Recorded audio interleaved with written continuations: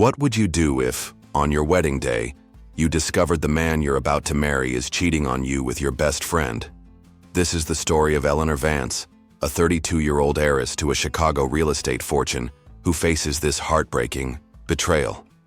When she catches her fiancé, Trevor Lane, in the arms of Cassandra Holt, Eleanor flees in a frenzy through the city streets. Her life forever changed. She embarks on a journey of self-discovery, confronting her insecurities about her weight, navigating corporate schemes threatening her family's empire, and rediscovering a true love from her past. Dive into this gripping tale of resilience and transformation that begins now. The morning sun cast a golden glow over Chicago's bustling downtown, where the grand Holy Name Cathedral stood as a beacon of elegance amidst the city's towering skyscrapers. Inside the sleek black limousine parked just outside the cathedral's ornate entrance, Eleanor Vance adjusted the delicate lace veil draped over her shoulders. At 32, she was the heiress to Vance Enterprises, a colossal real estate empire that dominated Chicago's skyline. Her father, Bernard Vance, a stern and calculating man, had built the company from the ground up, and Eleanor, as his only child, bore the weight of his expectations. Today, however, was meant to be about love, not legacy. She was about to marry Trevor Lane, a man whose charming smile and easygoing demeanor had swept her off her feet 2 years ago. Despite her wealth, Eleanor's insecurities about her obesity lingered like a shadow. She had spent months preparing for this day, hoping that the shimmering white gown and the opulence of the wedding would make her feel worthy of Trevor's affection. Eleanor's hands trembled as she smoothed the fabric of her dress, custom-made, to accentuate her curves while concealing the parts of her body she loathed. Her weight had always been a source of pain, a reminder of childhood taunts and her father's subtle disapproval.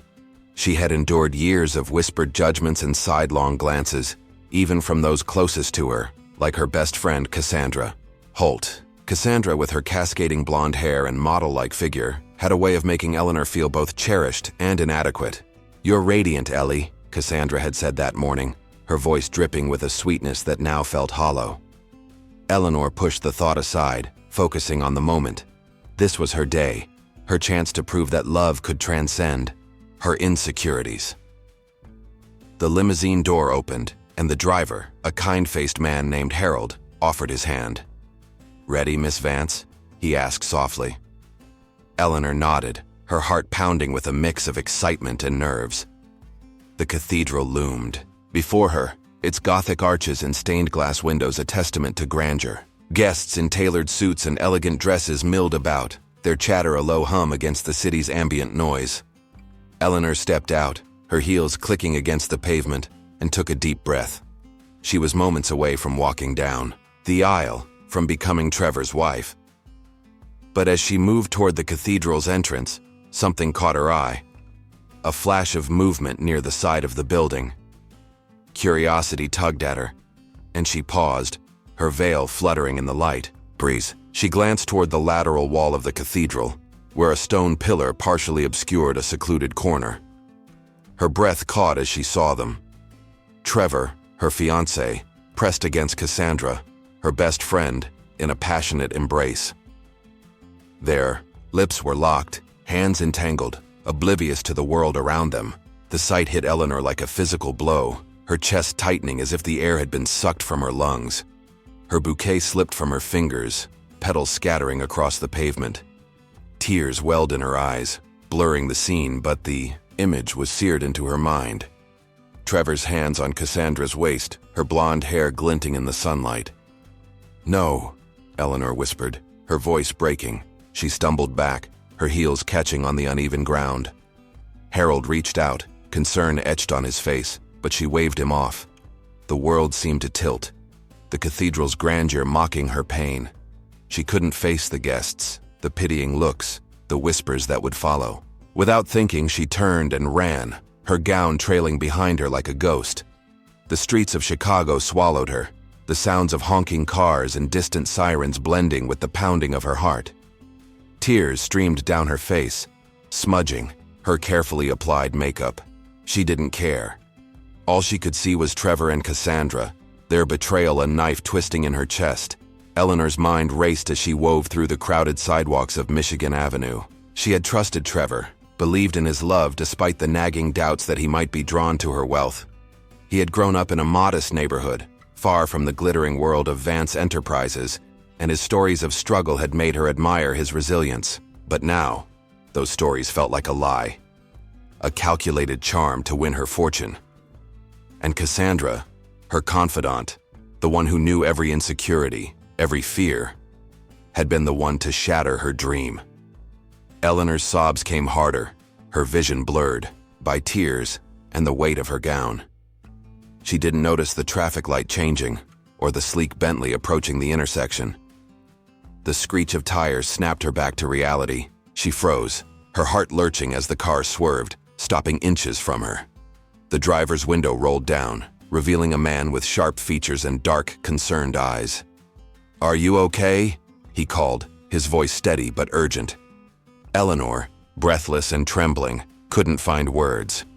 Her gown was streaked with dirt, her veil askew, and she knew she must look like a wreck. I'm fine," she managed, though her voice shook. The man stepped out, his tailored suit and confident stride marking him as someone of importance. "You don't look fine," he said gently. "Let me help you." Eleanor hesitated, her instincts screaming to keep running, but her legs felt like lead. The stranger's kindness was a lifeline in the chaos of her emotions. I need to get away," she said, her voice barely above a whisper. He nodded as if understanding more than she'd said. "I'm heading out of the city. Come with me, at least until you're safe." Something in his tone, calm, genuine, made her nod. She climbed into the passenger seat, her gown bunching awkwardly, and the Bentley pulled away from the chaos of Chicago. As they drove, Eleanor stared out the window, the city's skyline fading into the distance. Her mind replayed the scene behind the pillar, each detail a fresh wound. She glanced at the driver, who introduced himself as Julian Carver. His name stirred a vague recognition, perhaps from business dealings with her father's company, but she was too overwhelmed to dwell on it. "Why are you helping me?" she asked, her voice raw. Julian's eyes remained on the road, but a small smile tugged at his lips. "Because you look like someone who needs a friend right now." His words, simple yet sincere, broke through her defenses, and she began to sob again, this time with a mix of relief and despair. The drive stretched on, the urban sprawl giving way to open roads. Eleanor's thoughts churned, her father's expectations, Trevor's betrayal, Cassandra's cruelty. She had spent her life trying to prove she was more than her weight, more than the heiress of Vance Enterprises. Yet in that moment, she felt like nothing. Julian didn't press her to talk, but when she finally spoke, the words poured out. The wedding, the betrayal, the shame of feeling unworthy. He listened, his silence a comfort, occasionally offering a nod or a gentle word. By the time they crossed state lines, Eleanor felt a strange sense of safety, as if this stranger's car was a sanctuary from her shattered world.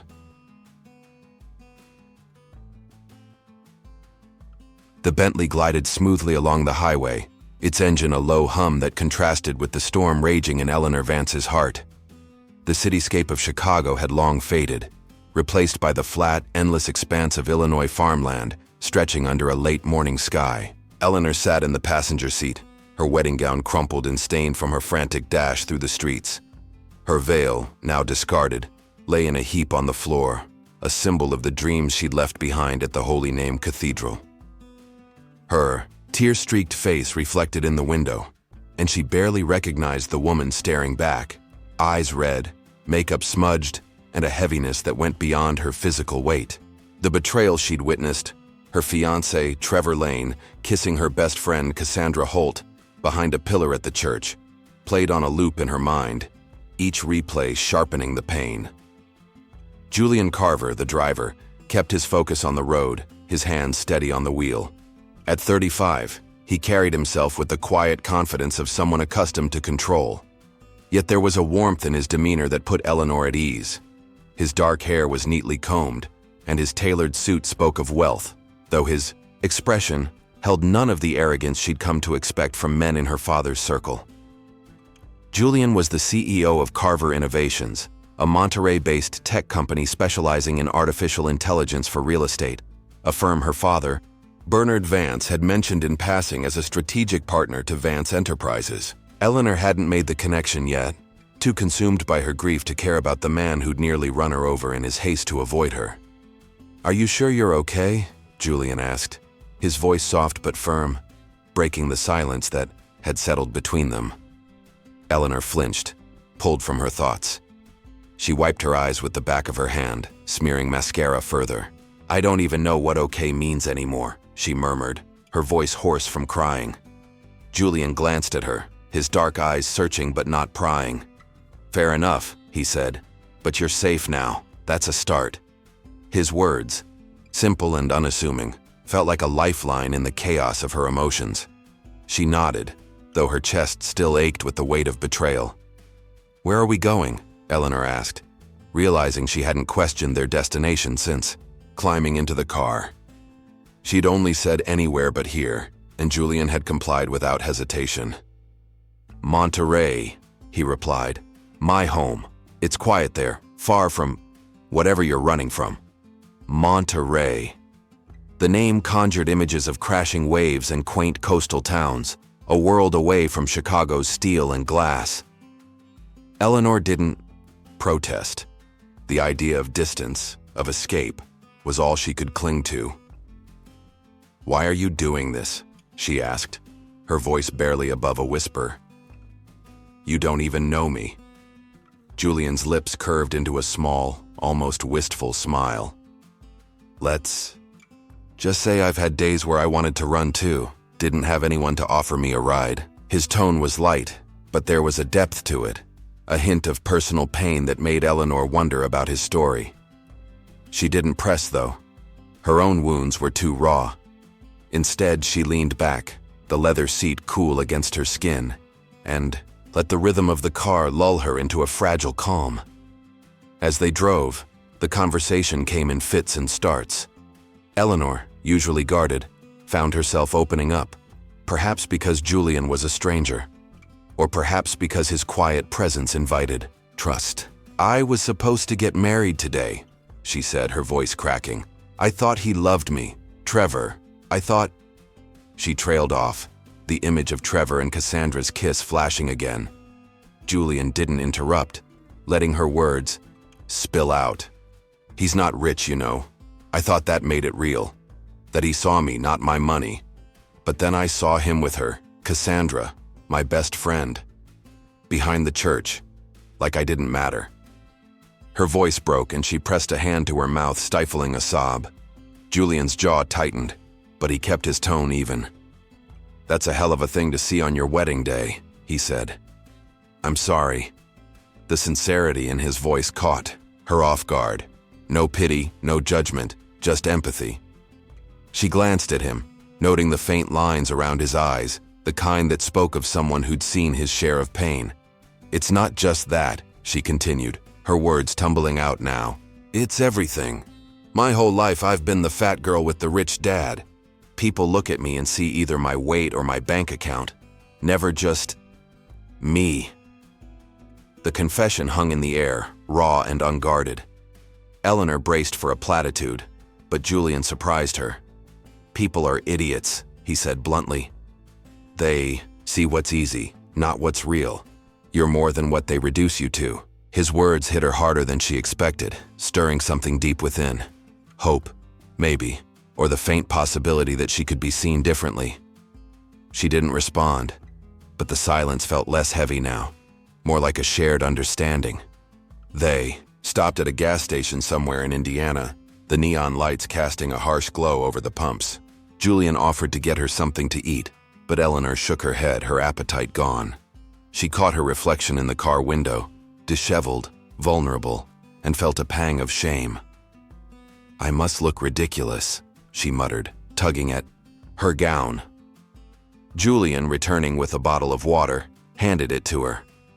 "You look like someone who's been through something real," he said. "Nothing ridiculous about that."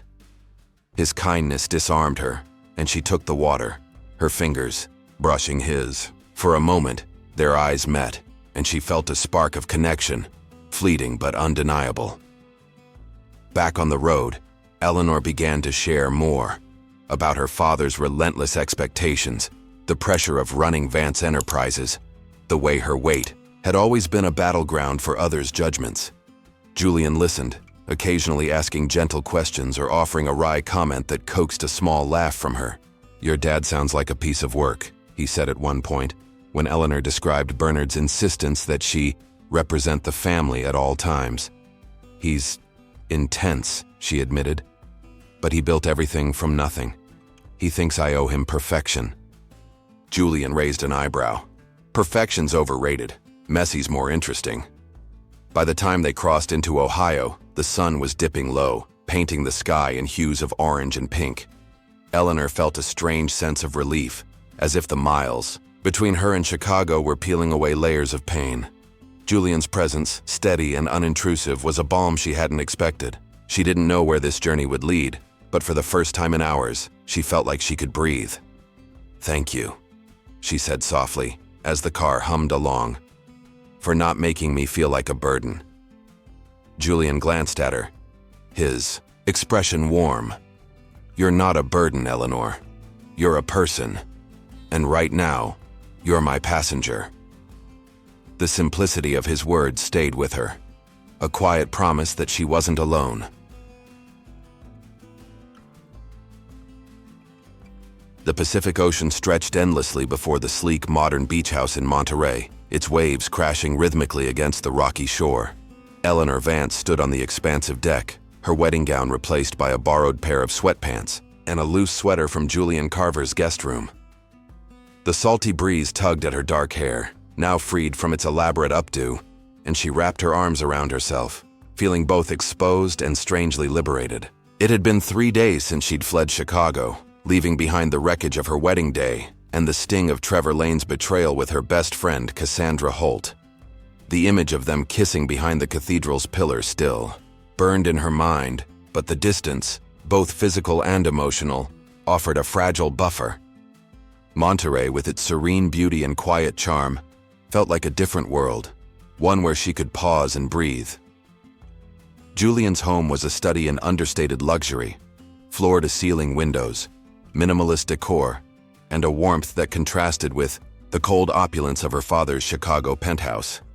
Eleanor had hesitated to accept his offer to stay, but Julian's insistence was gentle, yet firm. "You need a place to land," he'd said, and she hadn't had the energy to argue. Now, as she gazed at the ocean, she felt a mix of gratitude and unease. She was a stranger in this man's world, a fugitive from her own life, and the weight of her insecurities pressed heavily. Her obesity, a lifelong source of shame, seemed even more pronounced here, in a place where everyone seemed effortlessly fit and carefree. Julian emerged from the house, carrying 2 mugs of coffee. At 35, he moved with a quiet confidence, his dark eyes scanning the horizon before settling on her. "Thought you might need this," he said, handing her a mug. The warmth of the ceramic felt grounding, and Eleanor managed a small smile. "You're spoiling me," she said, her voice still raw from days of crying. Julian shrugged, leaning against the deck railing. "It's just coffee. Spoiling would be flying you to Paris for breakfast." His teasing tone coaxed a genuine laugh from her, the first in days, and she felt a flicker of lightness.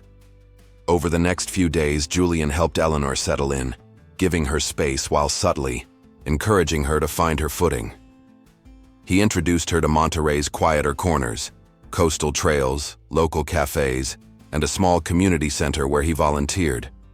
It was there that Eleanor met Maya, a personal trainer with a warm smile and a no-nonsense attitude. Maya, a black woman in her late 30s, had a presence that commanded respect without intimidation. "I've been where you are," Maya said during their first conversation, her eyes kind but direct. "Not the runaway bride part, but the part where you feel like your body's the enemy. It's a fight, but it's one you can win." Eleanor was skeptical, her self-esteem battered by years of bullying and her recent betrayal. But Maya's empathy felt like a lifeline. The story of Eleanor's struggles with her weight unfolded in fragments, often in quiet moments with Julian, or Maya. She shared memories of her childhood in Chicago, where classmates taunted her with cruel nicknames, and her father, Bernard Vance, made pointed comments about her appearance. "You're a Vance," he'd say, his voice sharp. "You need to look the part." Those words had carved deep wounds, making her feel like her worth was tied to a number on a scale. Even her wealth, the product of Vance Enterprises' real estate empire, couldn't shield her from the judgment. Trevor's betrayal had only deepened that pain, confirming her fear that no one could love her as she was. Julian, sensing her vulnerability, encouraged her to explore therapy. "There's a woman here, Dr. Lila Chen," he said one evening over dinner. "She's helped a lot of people, including me after my divorce. No pressure, but she's good." Eleanor was hesitant. Therapy felt like admitting defeat. But Julian's openness about his own struggles, a divorce that left him questioning his worth, made her reconsider. She began sessions with Dr. Chen, who helped her unpack the layers of shame tied to her body and her identity as the Vance heiress. The process was slow, painful, but it planted seeds of hope. Maya, meanwhile, invited Eleanor to join a fitness group at the community center, tailored for people of all body types. "It's not about losing weight," Maya explained. "It's about feeling strong in your skin." The group included people like Sarah, a single mother recovering from an injury, and Tom, a retiree with arthritis, who welcomed Eleanor without judgment. They did gentle yoga, walks along the beach, and strength exercises that focused on capability, not appearance. Eleanor, who had always dreaded exercise, found herself looking forward to these sessions. Maya's encouragement, "You're showing up, and that's half the battle," became a mantra. Julian also introduced Eleanor to healthier eating habits, not through rigid diets, but through shared meals. He cooked simple dishes, grilled fish, roasted vegetables, fresh salads, and invited her to help, turning the kitchen into a space of laughter and connection. "My ex used to say I was hopeless in the kitchen," he admitted, chuckling as he fumbled with a spatula. Eleanor, stirring a pot of quinoa, felt a warmth she hadn't known in years. These moments, small but meaningful, began to chip away at her self-doubt. She wasn't just the fat heiress here. She was Eleanor, a woman with stories, fears, and dreams. Yet, the shadow of Chicago lingered. Eleanor's phone buzzed with messages from her father, demanding to know where she was, and from her assistant, warning that rumors were swirling about her sudden disappearance. Bernard Vance, a man who valued control above all, was furious, though his texts were laced with a grudging concern. "You're embarrassing the family," one message read, and Eleanor's heart sank. She hadn't told him about Trevor's betrayal, too ashamed to admit she'd been fooled. Julian, noticing her distress, suggested she turn off her phone for a while. "You don't owe anyone an explanation right now," he said. "Give yourself time." Monterey's beauty, its rugged cliffs, vibrant sunsets, and quiet streets, began to work its magic on Eleanor. She walked the coastal trails with Maya, feeling the strength in her legs, however small. She laughed with Julian over silly stories like the time he tried surfing and ended up with a mouthful of sand. Slowly, she began to see herself through their eyes, not as a failure, but as a woman capable of rebuilding. The community center became a haven where she formed tentative friendships with people who didn't know her as the Vance heiress. For the first time, Eleanor felt like she could be more than her past, more than her pain. Still, the weight of her insecurities lingered. At night, alone in the guest room, she'd stare at her reflection, tracing the curves she'd spent her life hating. Dr. Chen's words echoed, "Your body is just a vessel, Eleanor. It's what you carry inside that defines you." With Julian's quiet support, Maya's encouragement, and the community's warmth, Eleanor began to believe that maybe, just maybe, she could find a way to love herself. The Monterey evening was soft and cool, the kind of night where the ocean's whispers mingled with the glow of string lights on Julian Carver's deck. Eleanor Vance sat across from him at a small wooden table, a half-empty bottle of Pinot Noir. Between them, its ruby hue catching the flicker of candlelight. 3 weeks had passed since she'd fled Chicago, leaving behind the wreckage of her wedding day and the betrayal of Trevor Lane and Cassandra Holt. In that time, Monterey had become a sanctuary, a place where Eleanor could breathe without the weight of her father's expectations or the sting of her own insecurities. Julian's home, with its open windows and warm simplicity, felt like a cocoon. And tonight, as the stars blinked above, Eleanor felt a rare sense of peace. They'd fallen into a rhythm, she and Julian, sharing meals, stories, and quiet moments that felt both fleeting and profound. Eleanor, still grappling with her self-image, found herself opening up in ways she hadn't expected. Julian, with his easy humor and attentive listening, made her feel seen, not as the obese heiress of Vance Enterprises, but as a woman with depth, humor, and pain. Tonight, they'd been swapping stories of misadventures, laughing over Julian's tale of a disastrous attempt at rock climbing that ended with him tangled in a harness. "I swear, the instructor was ready to quit on the spot," he said, his dark eyes crinkling with amusement. Eleanor laughed, the sound freer than it had been in weeks, and took a sip of wine. "Okay, my turn," she said, leaning forward. "Let me tell you about the time I went to Las Vegas." Her words were light, almost playful, as she launched into the story. "It was 5 years ago, a rare trip where I wasn't under my father's thumb. I was at this real estate conference bored out of my mind, so I snuck out to a casino. I'm terrible at gambling, but there was this guy. Charming. A little cocky, but not in a bad way. We ended up at a bar talking until dawn about everything from architecture to bad sci-fi movies. I don't even remember his name, but it was magical." Her voice softened, a wistful smile tugging at her lips. "I gave him my number, but he never called, probably for the best. I was a mess back then, too." Julian froze, his glass halfway to his lips. The candlelight cast shadows across his face, but Eleanor caught the shift in his expression. A flicker of recognition, then disbelief. He set the glass down, his movements deliberate, and leaned forward, his gaze intense. "Eleanor," he said, his voice low. "Was that at the Venetian? The bar with the terrible jazz band?" Her smile faltered, confusion knitting her brow. "Yeah. How did you know?" Julian's breath hitched, and he ran a hand through his dark hair, a nervous gesture she hadn't seen before. "Because I was there," he said. "I was the guy." The words hung in the air, heavy with impossibility. Eleanor stared at him, her heart pounding. "What?" she whispered, her mind racing to piece together the fragments of that night. The man in Vegas had been a stranger, a fleeting connection in a city of fleeting things. She remembered his laugh, the way he'd listened to her ramble about her dreams of designing sustainable buildings, the spark of something real between them. But she'd never seen his face again, never heard from him after scribbling her number on a napkin. "You're serious," she said, her voice trembling.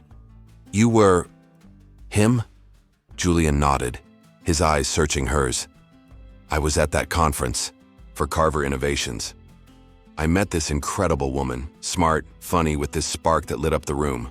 We talked all night and I was smitten.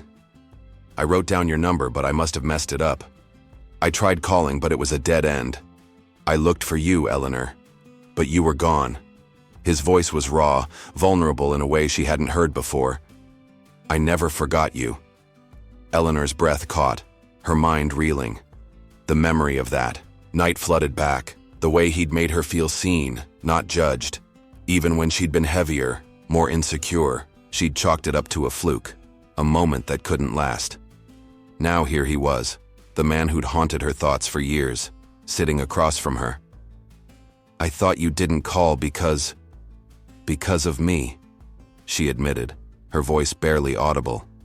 "Because of how I looked." Julian's expression softened, a mix of pain and resolve.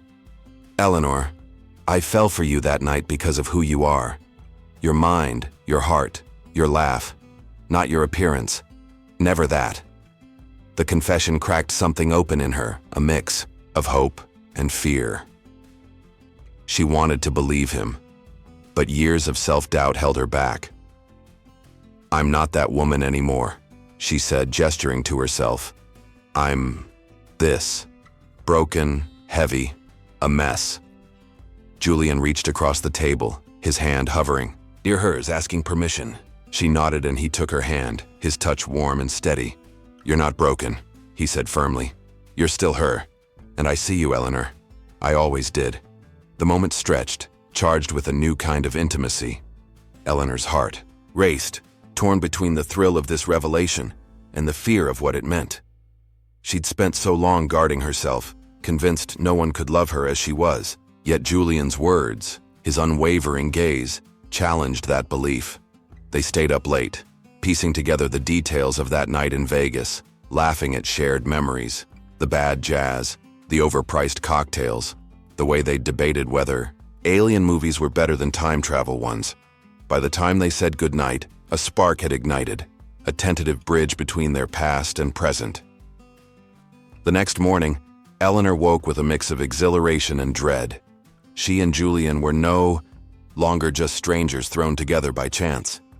They were bound by a shared history, a night that had meant as much to him as it had to her. Over breakfast, he was gentle, not pushing, but his glances held a new weight.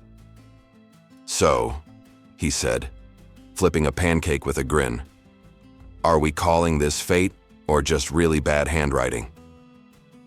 She laughed, but her heart fluttered. They began, spending more time together, their connection deepening through walks on the beach, late-night talks, and quiet moments where words weren't needed. Yet, Eleanor's insecurities lingered. She caught herself avoiding mirrors, fearing Julian's affection would fade once the novelty wore off.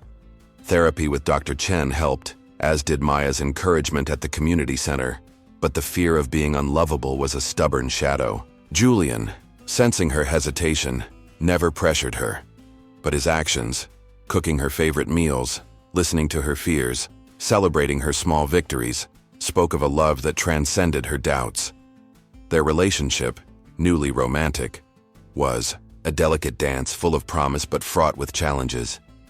Eleanor wanted to trust it, to trust him, but part of her still wondered if she could ever be enough. The Monterey sun dipped below the horizon, painting the sky in hues of violet and gold as Eleanor Vance sat in Julian Carver's home office, a sleek space lined with bookshelves and a panoramic view of the Pacific. It had been a month since her arrival in Monterey, a month since the devastating betrayal at her wedding and the unexpected reunion with Julian, the man who'd captured her heart 5 years ago in Las Vegas. Their rediscovery of each other had sparked a tentative romance, one that filled Eleanor with hope but also trepidation. Her insecurities about her obesity, coupled with the lingering pain of Trevor Lane's betrayal with Cassandra Holt, made her wary of trusting this newfound connection. Yet, Julian's steady presence, his gentle encouragement, his laughter, his unwavering belief in her, had begun to chip away at her doubts. But the tranquility of Monterey was about to be disrupted by echoes from Chicago, where corporate machinations and personal vendettas were brewing. Eleanor's phone, which she'd kept mostly silent, buzzed insistently on the desk. Messages from her father, Bernard Vance, had grown more frequent and sharp.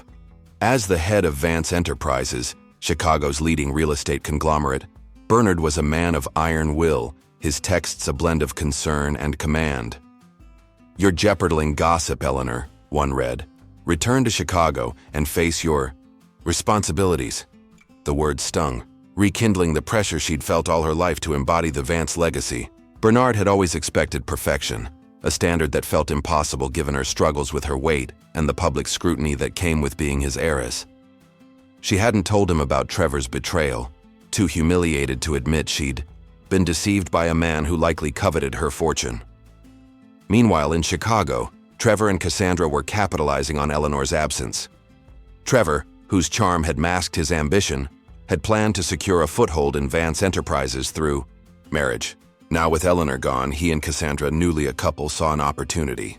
Trevor learned through a contact on the Vance Enterprises board that Bernard was considering passing control of the company to Eleanor, but only if she proved stable. The ambiguity of her sudden departure was a perfect weapon. Cassandra, with her knack for social maneuvering, began spreading rumors among Chicago's elite. Whispers that Eleanor had fled due to emotional instability, that she was unfit to lead. These rumors reached the board, sowing doubt about Eleanor's capability, and even Bernard, despite his love for his daughter, began to question her resolve. Eleanor, unaware of the full extent of their scheming, felt the weight of her father's disapproval from afar. She confided in Julian one evening, sitting on his couch as the fireplace cast a warm glow. "He thinks I'm running away," she said, her voice heavy. "Maybe he's right. I couldn't face them, Trevor, Cassandra, the guests. I just broke." Julian, pouring her a glass of water, sat beside her. "You didn't break, Eleanor. You chose to protect yourself. That's strength, not weakness." His words, delivered with quiet conviction, eased her guilt, but the pressure from Chicago loomed large. Complicating matters was the tension between Vance Enterprises and Carver Innovations, Julian's Monterey-based tech company. The two firms had partnered on a cutting-edge project to integrate AI into real estate analytics, a venture that promised to revolutionize property development. But Bernard, ever suspicious, began to suspect Julian's motives, especially after learning Eleanor was staying with him. In a terse phone call, relayed through Eleanor's assistant, Bernard accused Julian of manipulating his daughter to gain leverage in their business dealings.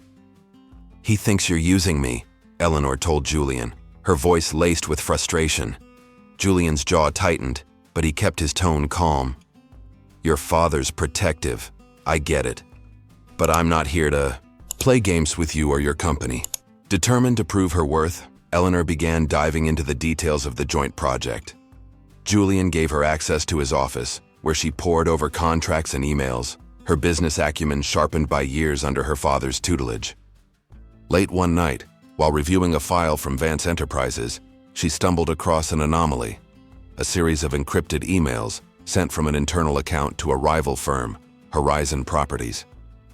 Her heart sank as she recognized the sender's digital signature: Trevor Lane. Before their engagement, Trevor had briefly worked as a consultant for Vance Enterprises, a role Eleanor had secured for him. The emails revealed he'd attempted to sell proprietary data about the AI project, a betrayal that predated his affair with Cassandra. The discovery hit Eleanor like a second betrayal.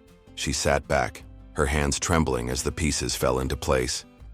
Trevor hadn't just wanted her money, he'd been scheming to undermine her family's empire. She showed the evidence to Julian, who studied the emails with a grim expression. "This could ruin him," he said. "But it's your call, Eleanor. What do you want to do?" She hesitated, torn between anger and the fear of confronting her past. "I need to think," she said, her voice steady despite the turmoil within. Julian nodded, his hand brushing hers in a gesture of support. "Whatever you decide, I'm with you." Back in Chicago, Trevor and Cassandra's campaign intensified. Cassandra, leveraging her social connections, planted stories in local media, painting Eleanor as erratic and unreliable. A particularly vicious article in a business journal questioned whether Vance Enterprises could thrive under an absentee heiress. Bernard, under pressure from the board, sent Eleanor a final ultimatum: return within a week or risk losing her role in the company. The message left her reeling, but it also ignited a spark of defiance. She wasn't the fragile woman who'd fled the cathedral. Monterey Julian and her new friends like Maya had shown her she was capable of more. Eleanor began strategizing with Julian, who offered insights into the tech side of the project. Their late-night discussions, fueled by coffee and determination, deepened their bond. Julian admired her sharp mind, her ability to navigate complex contracts despite her emotional turmoil. "You're a force, Eleanor," he said one night, as they reviewed a proposal. "Your father's lucky to have you." His words bolstered her, but the looming threat of Trevor's sabotage and her father's distrust cast a shadow. She knew she'd have to return to Chicago eventually, to face the board and her betrayers, but for now, she focused on building her strength, both emotional and physical. At the community center, Maya noticed Eleanor's renewed resolve. During a yoga session, as Eleanor held a pose with newfound confidence, Maya grinned. Look at you, owning this. You're stronger than you think." The words echoed Julian's, and Eleanor felt a shift. She wasn't just fighting for her place in the company, she was fighting for herself. Yet, the whispers from Chicago grew louder, and she knew the battle was far from over. Trevor and Cassandra's schemes were a ticking bomb, and Eleanor would need every ounce of courage to defuse it.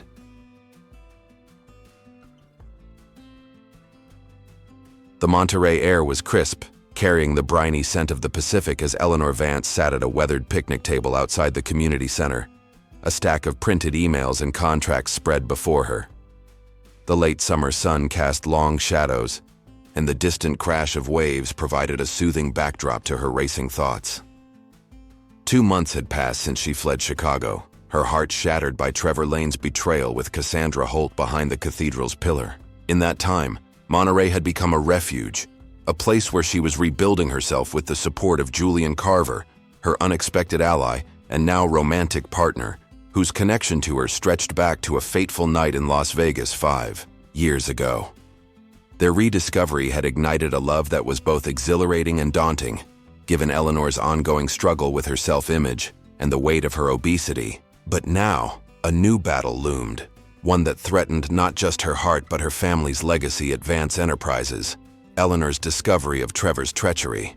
Encrypted emails revealing his attempt to sell proprietary data from Vance Enterprises to a rival, Horizon Properties, had shifted her perspective. The betrayal wasn't just personal, it was a calculated attack on her family's empire. She'd spent days analyzing the documents, cross-referencing dates and contacts, her business acumen sharpened by years under her father Bernard Vance's demanding tutelage. The evidence was damning. Trevor, during his brief stint as a consultant, had accessed sensitive files about the AI-driven real estate analytics project, a collaboration between Vance Enterprises and Julian's Carver Innovations. His motive was clear: greed, not love, had driven his pursuit of her.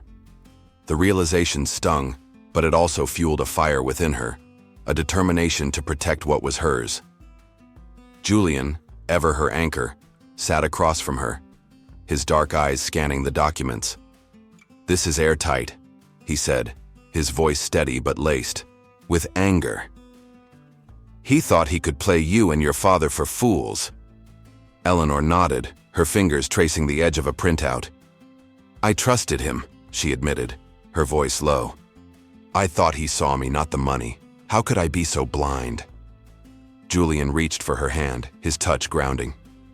"You loved him, Eleanor. That's not blindness. It's hope. He's the one who failed you." His words, sincere and unwavering, bolstered her resolve. She wasn't just fighting for Vance Enterprises. She was fighting to reclaim her dignity. Back in Chicago, Trevor and Cassandra's campaign to discredit Eleanor had gained traction. Cassandra, with her polished charm and social connections, had woven a narrative of Eleanor as an unstable heiress, incapable of leading.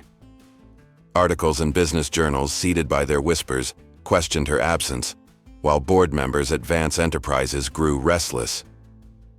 Bernard, torn between his love for his daughter and his obsession with the company's reputation, had issued his ultimatum: return or risk losing her place.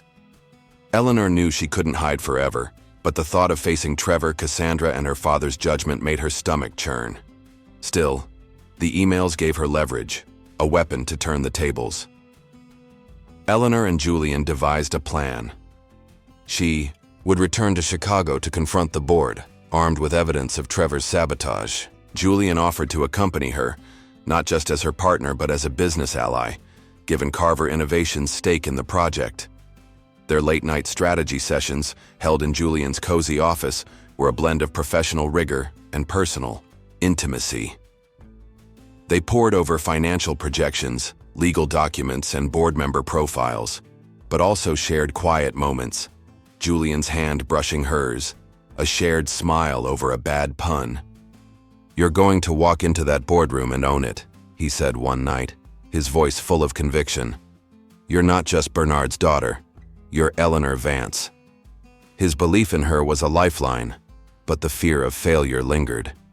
The tension escalated when Trevor, sensing his plans unraveling, made a bold move. He tracked Eleanor to Monterey, likely through a mutual acquaintance who'd seen her at the community center. One afternoon, as Eleanor and Maya finished a yoga session on the beach, a sleek rental car pulled up. Trevor stepped out, his familiar charm now laced with desperation. "Ellie," he called, his voice smooth but strained. "We need to talk." Eleanor froze, her heart pounding as memories of their betrayal flooded back. Maya, sensing her distress, stepped forward, but Eleanor raised a hand. "I've got this," she said, her voice steadier than she felt.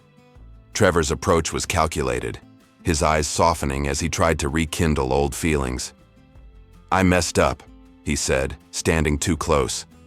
"Cassandra was a mistake. I love you, Ellie. Come back to Chicago with me. We can fix this." His words were a twisted echo of the man she'd loved, but now she saw through the facade. "You don't love me," she said, her voice cold. "You loved what I could give you." Trevor's mask slipped, his expression hardening. "You're making a mistake," he warned. "I know things, Ellie. About Vegas, about that night you spent with some guy.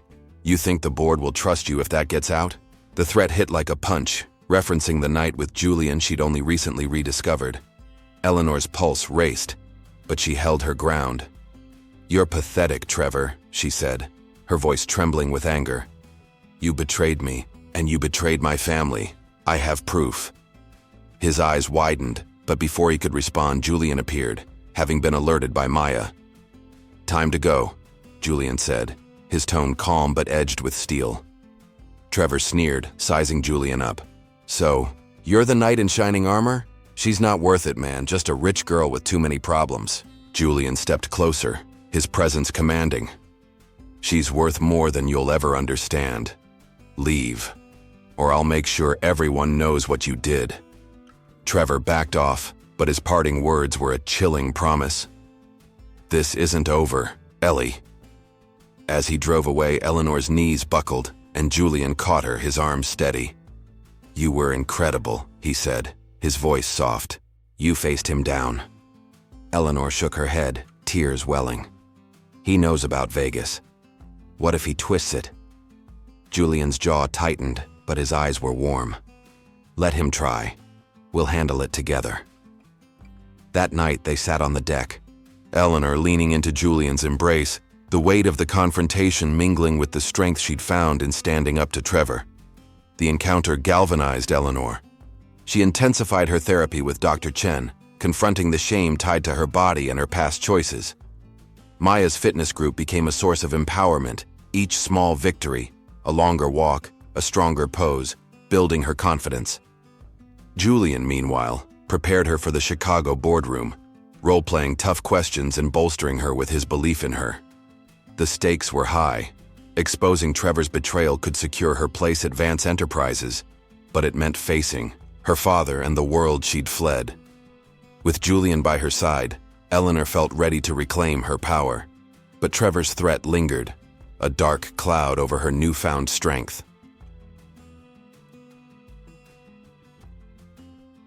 The Monterey dawn broke with a soft pink glow, casting a serene light over Julian Carver's beach house, where Eleanor Vance stood before a full-length mirror in the guest room. She studied her reflection, her dark eyes tracing the familiar curves of her body, still heavy, but no longer a source of only shame. 3 months had passed since she fled Chicago, leaving behind the betrayal of Trevor Lane and Cassandra Holt, and finding an unexpected haven in Monterey with Julian, the man who'd rekindled a spark from a long-ago night in Las Vegas. Their romance, born from a rediscovered connection, had grown into a partnership that anchored her through the storm of her insecurities and the looming battle for her place in Vance Enterprises. Trevor's recent confrontation in Monterey, his threat to expose her past, had shaken her, but it had also ignited a fierce resolve. Today she was preparing to return to Chicago, armed with evidence of Trevor's sabotage and a newfound strength, forged in therapy, community, and love. Eleanor's journey in Monterey had been transformative. Her sessions with Dr. Lila Chen had peeled back layers of self-doubt, revealing the roots of her struggle with obesity, childhood taunts, her father Bernard Vance's relentless expectations, and a society that judged her worth by her appearance. Dr. Chen's gentle probing had helped Eleanor reframe her narrative, seeing her body not as a flaw, but as a vessel that had carried her through pain and triumph. "You're not defined by what you weigh," Dr. Chen had said in their last session, her voice calm but firm. "You're defined by what you choose to do with your life." Those words echoed as Eleanor dressed in a tailored blazer and slacks, an outfit chosen not to hide her body but to project the confidence she was beginning to feel. At the community center, Maya, her personal trainer and friend, had been a cornerstone of her transformation. The fitness group, a diverse mix of people, like Sarah, the single mother, and Tom, the retiree, had welcomed Eleanor without judgment, celebrating her progress in yoga and strength exercises. Maya's encouragement, "You're showing up and that's everything," had become a mantra. Eleanor had started walking longer distances along Monterey's coastal trails, feeling the strength in her legs grow with each step. She'd also embraced healthier eating, not as a punishment but as a form of self-care, guided by Julian's shared meals and Maya's practical advice.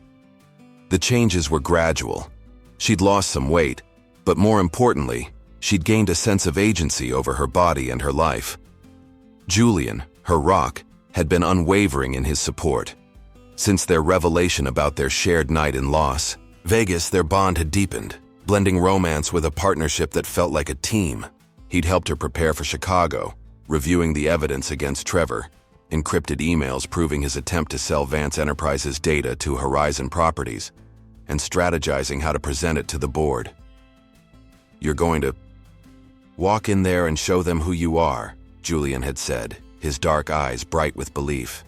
"Not just Bernard's daughter, but Eleanor Vance, the woman who's going to lead that company into the future."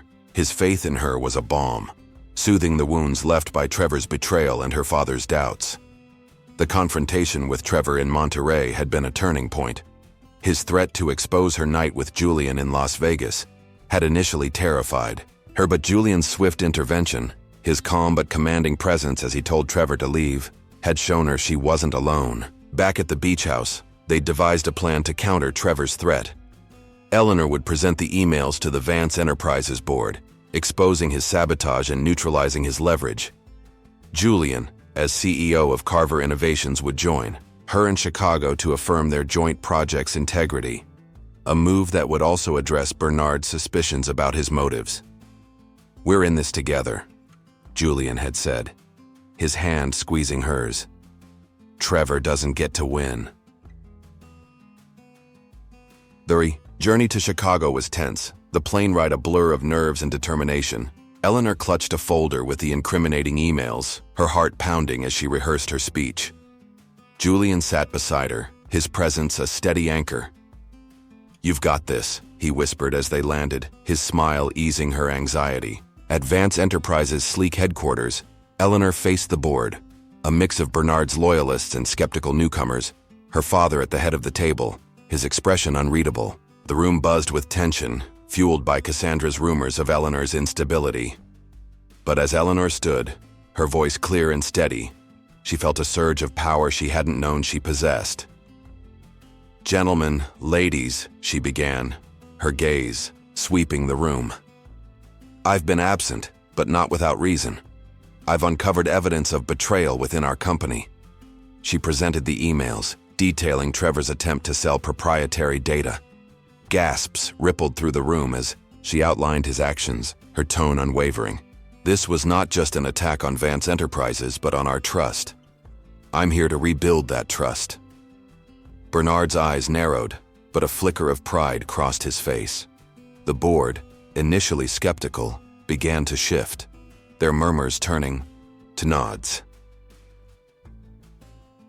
Trevor, summoned to the meeting under the pretense of a consultant review, entered with a smug grin that faltered when he saw Eleanor. "You have no proof," he blustered. But Eleanor held up the emails, her voice cold.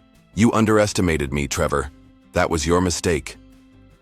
Julian, standing beside her, detailed the impact on their joint project, his authority reinforcing her case. The board's decision was swift. Trevor was barred from any future involvement and legal action was initiated. Cassandra, implicated by association, faced social ostracism as her role in the rumors unraveled. Bernard, in a rare moment of vulnerability, approached Eleanor after the meeting. "I underestimated you too," he said, his voice gruff. "I'm proud of you." The words, long yearned for, brought tears to her eyes, but she stood tall, knowing she'd earned them. Back in Monterey, Eleanor continued her journey of self-discovery. Therapy with Dr. Chen deepened her self-acceptance, while Maya's fitness group celebrated her progress, not just physical, but emotional. Julian, ever present, reminded her daily of her worth, his love a constant that transcended her insecurities. The victory in Chicago was a milestone, but Eleanor knew her greatest triumph was internal. She was learning to love herself, to see her body as a partner in her journey rather than an enemy. Each step, whether a longer walk, a therapy breakthrough, or a quiet moment with Julian, built a foundation of strength. Trevor's defeat was a symbol of her resilience, but it was Julian's unwavering support, Maya's friendship, and her own courage that truly defined her. As she looked toward the future, Eleanor felt ready to face whatever came next, not as the broken bride who'd fled, but as a woman claiming her power. The Monterey coastline shimmered under the late afternoon sun, its waves glinting like scattered jewels as Eleanor Vance stood on the sandy shore, her bare feet sinking into the cool, damp earth. 4 months had passed since her dramatic confrontation in Chicago, where she'd exposed Trevor Lane's betrayal and secured her place at Vance Enterprises. The victory had been hard-won, not just against Trevor and Cassandra Holt's schemes, but against her own doubts, rooted in years of struggling. With her obesity and the weight of her father Bernard Vance's expectations, Monterey, with its tranquil beauty, had become more than a refuge. It was the crucible where Eleanor had forged a new sense of self, bolstered by therapy, community, and the love of Julian Carver, the man who'd re-entered her life like a twist, a fate from a long-ago night in Las Vegas. Today, as she prepared for a new chapter, she felt a quiet strength, a certainty that she was enough, just as she was. Eleanor's transformation had been multifaceted, a blend of emotional and physical growth. Her sessions with Dr. Lila Chen had unraveled the knots of shame tied to her body, helping her see her obesity not as a failure, but as part of her journey. "You're not your weight, Eleanor," Dr. Chen had said, her voice a steady guide. "You're the choices you make, the love you give, the strength you show." Those words had become a beacon, guiding Eleanor through moments of doubt. At the community center, Maya's fitness group had been a cornerstone of her progress. She'd grown stronger, her body responding to yoga, coastal walks, and strength exercises with a resilience she hadn't known she possessed. She'd lost weight gradually, not as an end goal, but as a byproduct of self-care, fueled by Maya's mantra, "It's about feeling powerful, not perfect." Julian had been her rock, his love a constant through the turbulence. Their romance, sparked by the revelation of their shared night in Las Vegas, had deepened into a partnership of mutual respect and joy. Julian, CEO of Carver Innovations, had stood by her in Chicago, his presence lending weight to her exposé of Trevor's sabotage. Back in Monterey, he'd continued to support her, celebrating her small victories. A new yoga pose, a therapy breakthrough, a confident smile. His love was unwavering, not contingent on her appearance, but rooted in her spirit, her intelligence, her resilience. "You're my home, Eleanor," he'd said one night, his dark eyes soft with affection, and those words had settled into her heart, a promise she was learning to trust. The aftermath of Chicago had shifted the dynamics at Vance Enterprises. Bernard, initially skeptical of Eleanor's absence, had been forced to acknowledge her strength after she presented the evidence of Trevor's betrayal, encrypted emails proving his attempt to sell proprietary data to Horizon Properties. The board, swayed by her poise and the damning proof, had not only barred Trevor but initiated legal action, ensuring his schemes unraveled.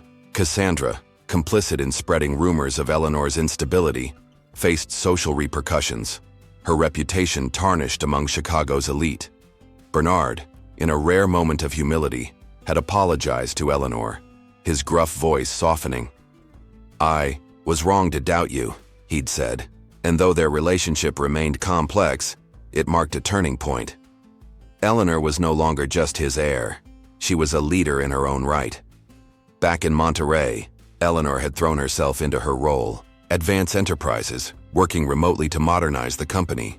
Inspired by Julian's AI expertise, she spearheaded innovations in their joint project, integrating Carver Innovations technology to streamline real estate analytics.